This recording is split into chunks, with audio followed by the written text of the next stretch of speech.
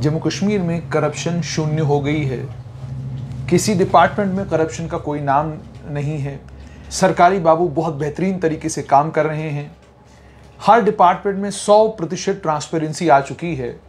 अब आप फ़र्द लेने के लिए जाएं, अब आप रेवेन्यू का कोई डॉक्यूमेंट लेने के लिए जाएं, कोई एक्सट्रैक्ट लेने के लिए जाएं, आपको कहीं पैसे नहीं देने पड़ेंगे। जितने भी इस समय ठेके दिए जा रहे हैं उनमें कोई करप्शन नहीं है। सारा कुछ टेंडर से हो रहा है। टेंडरिंग से और ई टेंडरिंग खासकर जो आई हुई है उसकी वजह से बहुत हद तक ट्रांसपेरेंसी आ चुकी है। मेरे साथ जम्मू की सिविल सोसाइटी के एक बहुत अहम मेंबर और एक ज़बरदस्त आरटीआई लिटिगेंट भी, और साथ में लगभग हर मामले के ऊपर पैनी नज़र रखने वाले एडवोकेट शेख शकील हैं। ये इतनी ट्रांसपेरेंसी आने के बाद ये खुश हैं, ये परेशान हैं, आइए इन्हीं से बात करते हैं। शकील साहब, मुझे बताइए, सरकार कह रही है ज़ीरो करप्शन, कहीं कोई करप्शन किसी जगह नहीं है, बिल्कुल सारा सिस्टम ठीक ठाक हो गया है। आपका तो मुझे लगता है काम इसकी वजह से कम हो गया होगा, अब तो लगभग ना के बराबर रहा होगा। जुनैद साहब, जहाँ तक तो करप्शन का ताल्लुक़ है जम्मू कश्मीर से, मुझे लगता है कोई, मैं ऐसा भी नहीं कहूँगा कि फ़र्क नहीं पड़ा है। फ़र्क थोड़ा बहुत पड़ा है, लेकिन जितना पड़ना चाहिए उतना फ़र्क नहीं पड़ा है। ये जो करप्शन के ख़िलाफ़ जो जंग छेड़ी गई है, अगर ये सिलेक्टिव ना होती फिर मज़ा आता। अच्छा, आप सिलेक्टिव अभी भी मानते हैं? सिलेक्टिव? हाँ, बिल्कुल सिलेक्टिव है। ये जो मैं आपको सही में बात बताऊंगा, अगर ये यूनिफॉर्म हो जाए और ये उन तमाम जो मगरमच्छ हैं, ठीक, अगर उन तमाम मगरमच्छों के ख़िलाफ़ हो जाए फिर तो मज़ा आएगा। तो फिर मैं उस दिन मैं कहूँगा कि हाँ जी, वाकई जो एलजी साहब की डिस्पेंसेशन है वो बिल्कुल एक आंख से सबको देख रही है। ठीक, अभी मामला इतना साफ़ नहीं है जुनैद साहब, ये मैं आपको साफ बात कहूँगा। आप रोज़ जम्मू की अखबारात पढ़िए, डेली स्ट्रक्चर पास हो रहे हैं सेंट्रल इंफॉर्मेशन कमीशन से। आरटीआई की कोई सूचना जो है वो किसी को नहीं मिल रही। और मैं आपको ये भी बताऊं कि आजकल इतना ब्यूटीफुली, जिसे कहते हैं, आरटीआई को ये डिस्पोज ऑफ करते हैं, सूचना भी नहीं देंगे। एक ऑफिसर है वो कहेगा दूसरे के पास, दूसरा कहेगा तीसरे के पास, ठीक है। कोई इफ़ेक्टिव इम्प्लीमेंटेशन जो है वो इस ट्रांसपेरेंसी लॉ की नहीं है। उससे साफ पता चलता है कि चीज़ों को छुपाया जो है वो जा रहा है। जैसे आपने कहा चीज़ों को छुपाया जा रहा है, तो शकील साहब, सरकार के ऊपर तनकीद किए बगैर आपसे एक चीज़ जानना चाहूँगा कि एक आईएएस ऑफिसर नवीन चौधरी, नाम इसलिए ले रहा हूँ क्योंकि आज एक्सेलसियर के फ्रंट पेज की खबर है, वो 4 घंटे सीबीआई ने उनसे पूछताछ की। क्या शकील साहब ये बात मानने वाली है कि लेफ्टिनेंट गवर्नर ने उन्हें एग्रीकल्चर प्रोडक्शन डिपार्टमेंट में पहले भेजा, उनके ऊपर सीबीआई की रेड हुई, उस वक्त सीबीआई की रेड के बाद ये जानते हुए भी कि उनके ऊपर सीबीआई की नज़र है, रेड हुई है, इनसे पड़ताल और होगी, उसके बाद जाकर उन्हें स्वास्थ्य विभाग का सचिव बना देना, और उसके बाद बड़े सारे लोग हैं, बुद्धिजीवी हैं, बड़े इंटेलेक्चुअल लोग हैं, वो कह रहे हैं कि जनाब लेफ्टिनेंट गवर्नर की मर्जी से गृह मंत्रालय ने नवीन चौधरी साहब को मिजोरम भेजा। क्या आप इस बात पर यकीन करते हैं? और दूसरा इसी के साथ जुड़ता हुआ सवाल कि जिन लोगों ने नवीन चौधरी को स्वास्थ्य विभाग का सचिव लगवाया और जिसके कारण लेफ्टिनेंट गवर्नर की, मैं तो मानता हूं, बड़ी एम्बेरसिंग सिचुएशन उनके लिए हुई है, क्या आपको नहीं लगता कि उनके खिलाफ भी कार्रवाई होनी चाहिए? और किन बुनियादों पर उन लोगों ने लगाया, क्या आपको नहीं लगता कि इसकी पड़ताल होनी चाहिए? ये पड़ताल कभी नहीं होगी जुनैद साहब, ये पड़ताल जो है ना, ये कभी नहीं होगी। आप मुझे एक चीज़ बताइए, ये वो रियासत जम्मू कश्मीर, ये वो यूनियन टेरिटरी है जिसमें 2009 में गुलमर्ग लैंड स्कैम जो है वो एक्सपोज हुआ था। ठीक, FIR 8/2009, ठीक है। और आज तक, अभी तक चार्जेस फ्रेम नहीं हुए हैं जुनैद साहब इस मामले में। अभी तक चार्जेस जो हैं वो इस करप्शन के केस में फ्रेम नहीं हुए। आप कह रहे हैं 5 अगस्त 2019 के बाद भी, 3 साल गुजरने के बाद भी गुलमर्ग लैंड स्कैम में अभी तक चार्जेस फ्रेम नहीं हुए हैं? अभी तक चार्जेस फ्रेम नहीं हुए हैं। चार्जेस किसे फ्रेम? एंटी करप्शन ब्यूरो के पास मामला था। देखिए, मैं आपको कह रहा हूँ, 2009 में FIR लगी, 2013 अगस्त में चालान पेश हुआ स्पेशल जज एंटी करप्शन कश्मीर के पास। फिर उसके बाद ये केस ट्रांसफ़र हुआ बारामूला में, क्योंकि कुछ एडिशनल सेशन जजेस को पीसी एक्ट के तहत पावर्स दी गई। और आप देख लीजिए 2013 से जो मामला कोर्ट में दाखिल हो चुका है, ये मामला अभी तक फ्रेमिंग ऑफ चार्जेस तक जो है वो नहीं पहुंचा है। ठीक, ये यहाँ पर जो है मैं आपको कहूँगा, this is how the vigilance is pursuing, the anti corruption bureau is pursuing it's cases. क्यों नहीं हो रहा? क्योंकि उसमें जो एक्यूज्ड हैं दे आर द स्टालवर्ड्स, जिसमें एक फॉर्मर कमिश्नर सेक्रेटरी, एक हमारे एक्स एडवाइज़र और कश्मीर के टॉप होटलियर्स।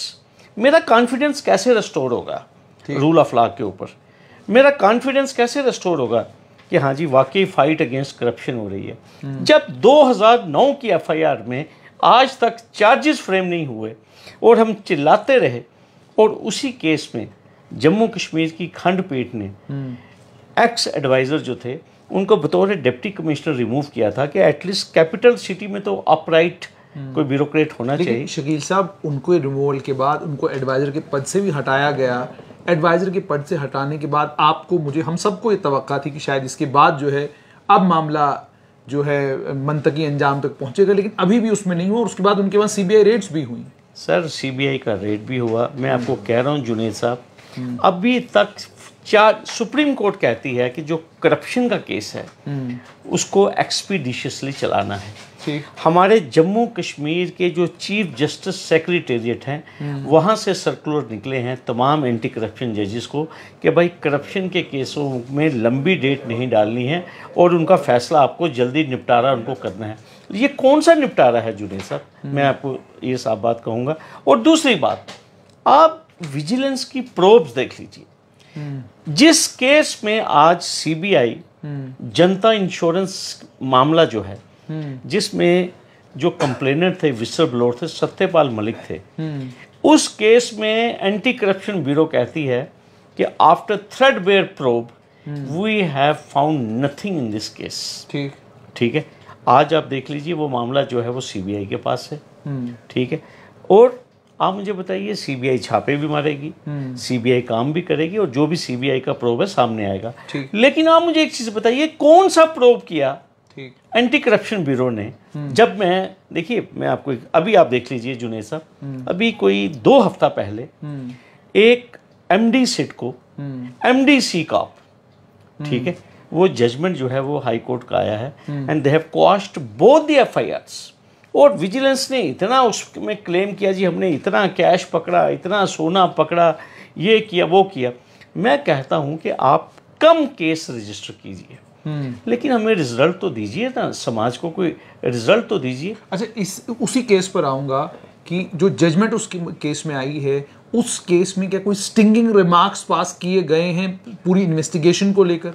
देखिए वो एक जजमेंट पढ़ने वाली जजमेंट है हमारे honourable mister justice Javed Iqbal वानी की, जिसमें विजिलेंस की मुझे लगता है वर्किंग के ऊपर भी टिप्पणी है और साफ में लिखा गया है कि ये मेलाफाइड जजमेंट है, खामखा किसी को परेशान करने के लिए ये मामला बनाया गया है। आप मुझे एक चीज़ बताइए, खामखा हमें परेशान करने के लिए भी मामले बनते हैं? क्यों नहीं बनते? क्यों नहीं बनते? आप मुझे बताइए, तभी तो लोग कोर्ट्स में क्यों जाते हैं? ये जजमेंट क्यों आई आप मुझे बताइए। अल्टीमेटली अब जिन लोगों ने वो केस रजिस्टर किया, जिन लोगों ने उसमें ओपिनियंस दिए, ठीक है, जिन लोगों ने ये कहा कि it is fit for lodging of FIR and fit for production of challan, लेकिन हाई कोर्ट में जब उसको चेक किया गया on the touchstone of law, high court ने कहा कि ये तो सारा मेलाफाइड एक्शन है। जैसे आपने कहा हाई कोर्ट ने कहा ये मेलाफाइड एक्शन है, दोबारा उसी सवाल पर आऊँगा कि नवीन चौधरी को लेकर मैं आपसे ही जानना चाहता हूँ कि क्या, जैसे मैंने सवाल पूछा था कि क्या आपको नहीं लगता कि लेफ्टिनेंट गवर्नर को अपने लेवल पर एक जांच बिठानी चाहिए कि कौन लोग थे जिन्होंने उन्हें मिसलीड किया, जिनकी मिसलीड करने के बाद उन्होंने नवीन चौधरी को स्वास्थ्य सचिव लगाया, जिसकी बाद में केंद्र सरकार में गृह मंत्रालय ने मिजोरम ट्रांसफर कर दी? क्या आपको नहीं लगता, क्योंकि किसी भी शासक के लिए एम्बेरसिंग मूवमेंट है। अब जाहिर सी बात है अखबारों में उस तरीके से लिखा नहीं जा रहा, जैसे पहले आप बड़ी बेबाकी के साथ लिखा करते थे, अब नहीं लिखा जा रहा, लेकिन तब भी अखबारों में बात तो आई, किसी ने उस पर टिप्पणी नहीं की। लेकिन आप कैसे इसको देखते हैं, कितनी गंभीर बात है ये कि आप किसी को स्वास्थ्य का सचिव लगाते हैं और उसके बाद जाकर केंद्र सरकार उससे मिजोरम भेज देती है, और उसके बाद अब खबर आज के दिल्ली एक्सप्रेस की फ्रंट पेज की खबर है कि 4 घंटे तो सीबीआई ने ग्रेडिंग की है। बहुत सीरियस मामला है। और जुनैद साहब, मैं आपको बताऊंगा, ये सिर्फ एक नवीन चौधरी साहब का मामला नहीं है जम्मू कश्मीर में। यहाँ बड़े ज़ख्मी शेर हैं जो टेंटेड ब्यूरोक्रेट्स हैं। मैं आपको मैंने कई बार एफआईआर के नंबर भी लिए हैं, और इस वक्त भी एलजी साहब की जो इंतज़ामिया है उसमें वो एडमिनिस्ट्रेटिव सेक्रेटरी हैं, उनके खिलाफ इंक्वायरियाँ हैं, ठीक है, उनके खिलाफ पर्चे हैं जी। चाहे वो आर्म्स लाइसेंस स्कैम है, चाहे वो रोशनी लैंड स्कैम है, चाहे और मामलात हैं, वो बिल्कुल गवर्नर साहब की ये जो कैबिनेट है, मैं तो उसको कैबिनेट ही कहूँगा क्योंकि now they are exercising the powers of ministers also, बिल्कुल ठीक है।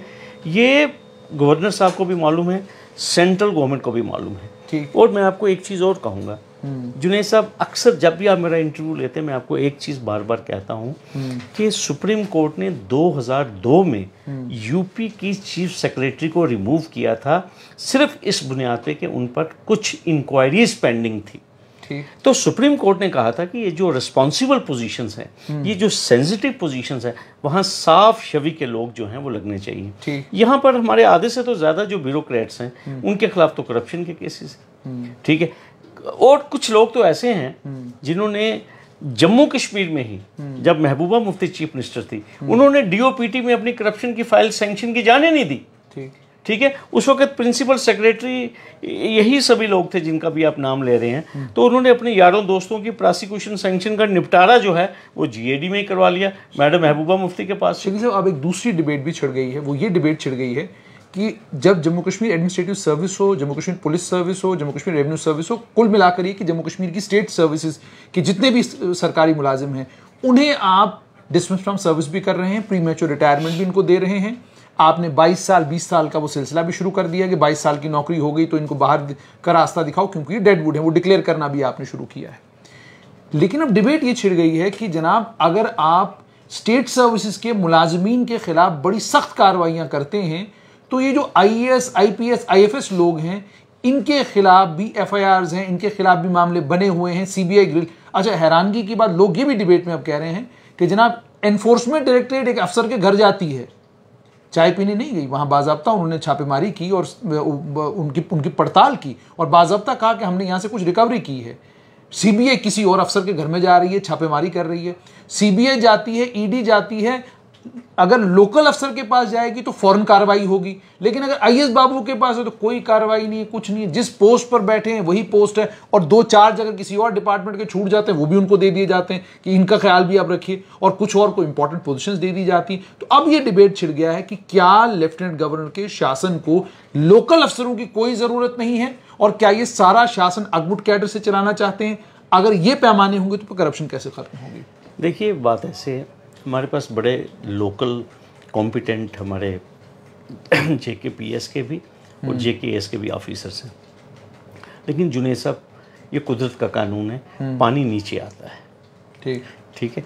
आप देख लीजिए यहाँ पे इस वक्त जो दौरे हुकूमत चल रहा है, जितने भी एगमेंट कैडर है या यूपी से हैं या कोई बिहार से हैं, लोग तो ओपन बात करते हैं कि भैया अगर आज कोई काम करवाना है तो टेलीफोन जो है वो दिल्ली से करवाइए, या कहीं पटना से करवाइए, या कहीं कलकत्ता से करवाइए, तो आपका काम हो जाएगा, ठीक है। बात तो ऐसे है, क्योंकि जो हमारे लोकल ऑफिसर्स हैं उनको तो आपने बिल्कुल सही फरमाया कि उनको इतना दबा के रखा हुआ है कि मैं आपको बयान नहीं कर सकता। और आप देख लीजिए इस वक्त कि गवर्नर साहब के दाएं बाएं जो लोग हैं वो कौन लोग हैं, ठीक है। कोई जम्मू कश्मीर का अगर कोई ऑफिसर है तो आप मुझे बता, अगर कोई होगा भी तो कोई मिडिल रंग का ऑफिसर होगा, कोई अंडर सेक्रेटरी, डिप्टी सेक्रेटरी या एडिशनल सेक्रेटरी। वाकया में ही ये जो तासुर है, ये जो परसेप्शन है, ये बिल्कुल सही है। क्या ये सरकार चलाने के लिए ठीक है जम्मू कश्मीर में? देखिए, क्या सरकार, आप मुझे एक चीज़ बताइए जुनैद साहब, मैं आपको फिर कह रहा हूँ, अब मेरे पास इतने सारे मामला हैं, मैं आपको क्या बताऊँ। हमारे एक सीनियर ऑफिसर जो हैं, ठीक है, उन्होंने पिछले दिनों एक एग्जीक्यूटिव इंजीनियर और एक असिस्टेंट इंजीनियर को जो है वो रामबन में पुलिस के हवाले कर दिया। कभी आपने सुना कि किसी अगर कोई डेवलपमेंट वर्क में कोई देरी हुई है या कुछ हुई है तो एक बाबू जाते हैं, ठीक है, जो हमारे एलजी साहब के बड़े करीबी हैं, वो कहते हैं कि एसपी रामबन को कहते हैं कि अरेस्ट दीज ऑफिसर्स। 10 घंटे रॉन्गफुली कन्फाइन रहे और फिर उसके बाद कोई मचलका देने के बाद उनको छोड़ा गया।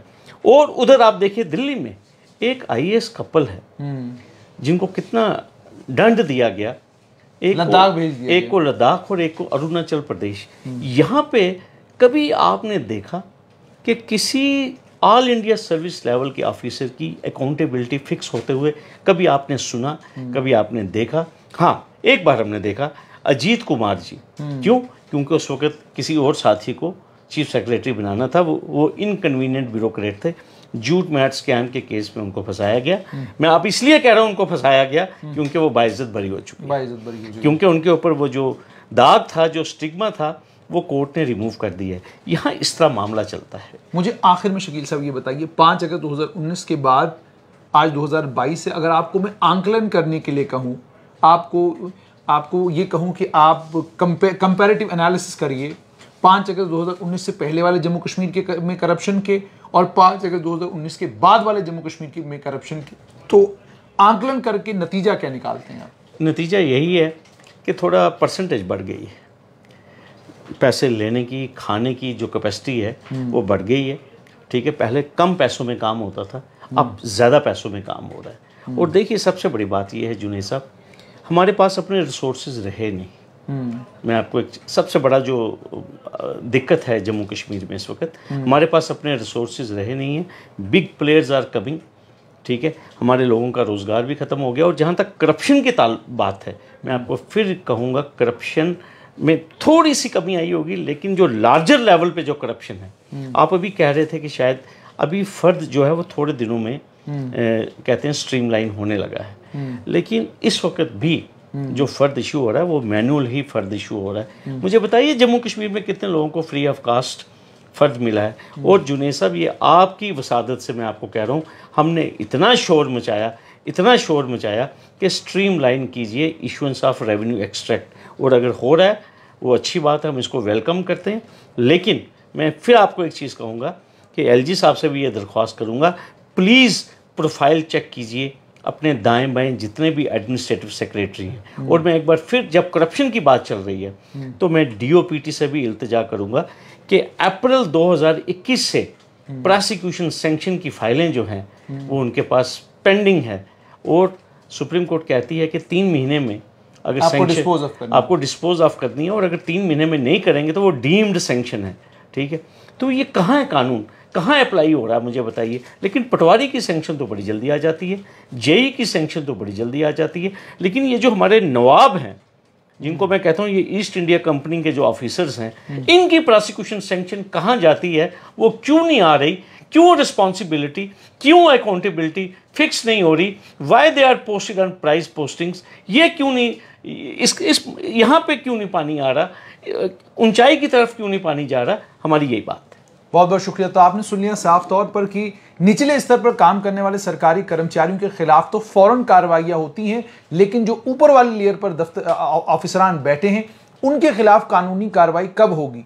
और यह भी बड़ी गंभीर बात है कि अगर आप लेफ्टिनेंट गवर्नर के दाएं बाएं हैं और उसके बाद आप कानून ने जो ताकत आपको दी उस ताकत का गलत इस्तेमाल करते हैं, इससे मैसेज जो लोअर रंग पे जाता है वो ठीक नहीं जाता है। कल आपकी ही शय पर कुछ और अफसर अगर यही सब तमाशे करने शुरू करेंगे, सोचिए खबर क्या बनेगी।